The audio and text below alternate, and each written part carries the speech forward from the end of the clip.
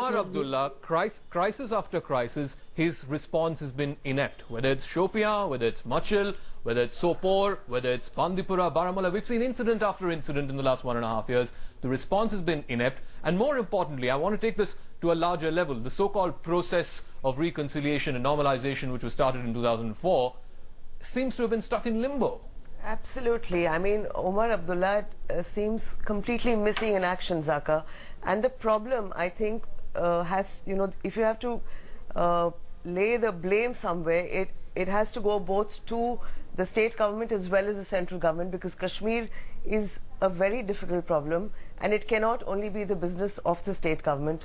The problem is the approach that the two governments take. Often when you walk the corridors of power, you will hear words like containment, surface normalcy, what Dr. Singhi was talking about, that this is an aberration, but earlier it was okay. But the point is, and I wish the state and the centre both wake up to the fact that Kashmir, in effect, is a political problem. There is huge alienation that the governments need to address. Today it was the CRPF. Basically, the people are venting their deep-seated anger against the uniform. It could be the army, it could be the CRPF, it could be the local police. The state is missing in action. They are only, the face of the state that is visible is only in uniform. But that's what I'm saying. Where is the humane approach? You have to talk to the people of Kashmir. Kashmir is not just a piece of real estate, which is what the centre thinks it is. When Mufti was Chief Minister, he used to time and time again talk about the healing touch. Ajit Doval, you've seen the response of both the state government and the government here at the centre. They had a CCS meeting earlier this morning. It was decided that army will be sent in and they will have a peripheral role and so on. What is missing in the centre's action plan for Kashmir? Are they completely forgetting that there are genuine grievances? There's a genuine sense of alienation which they're not able to address, and which is why you are seeing these incidents time after time after time. Well, I think that there is a shortcoming at three fronts. One is the anticipation, and that is where I think both the state government and the central government have to take the responsibility when they say that what happened, they did not expect it.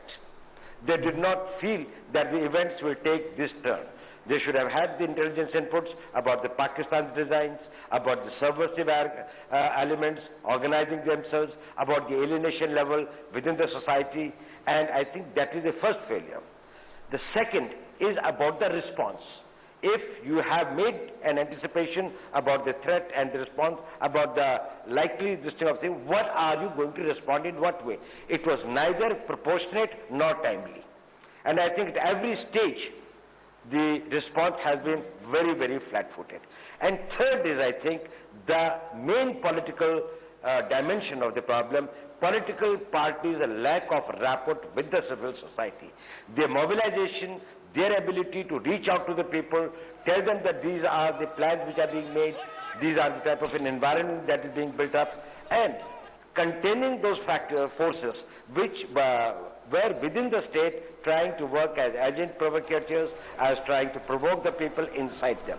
At the same time, telling the security forces that situation is getting a little hot. They should contain and restrain themselves, and particularly any violations or events which are seen as something which will probably arouse the youth sentiment or will arouse the civil society.